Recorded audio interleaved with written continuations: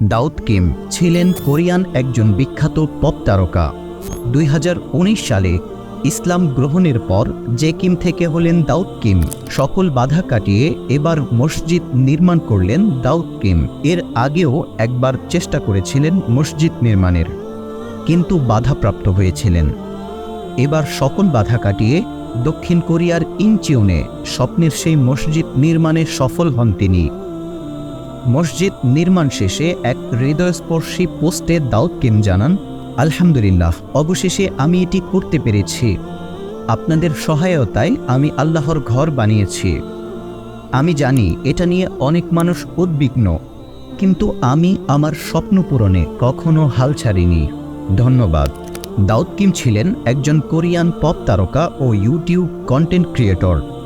ইসলাম গ্রহণের পূর্বেই তিনি ইসলামের সৌন্দর্যে বিমোহিত হয়ে 2019 সালে ইসলামের সুশীতল ছায়ায় আশ্রয় নেন।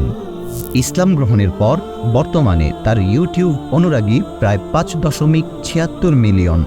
দাউদ কিম বলেন, প্রচুর অর্থ আর খ্যাতি অর্জনের পরও আমার জীবনটা এলোমেলো হয়ে যায়।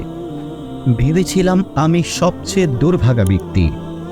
ভাবতাম, কেন আমরা জন্মেছি, কেন আমরা বেঁচে থাকি, আমরা কোথায় যাচ্ছি। পথহারা হয়ে ঘুরে বেড়াতাম এসব প্রশ্নের উত্তরের আশায়। ইসলাম আমার সব প্রশ্নের উত্তর দিয়েছে। ঘুরতে ঘুরতেই বুঝতে পেরেছি আমি একা নই। জনপ্রিয় এই ইউটিউবার 2023 সালে বাংলাদেশেও এসেছিলেন। সর্বোপরি আমরা তার সফলতা কামনা করি এবং তার জন্য রইল দোয়া ও ভালোবাসা।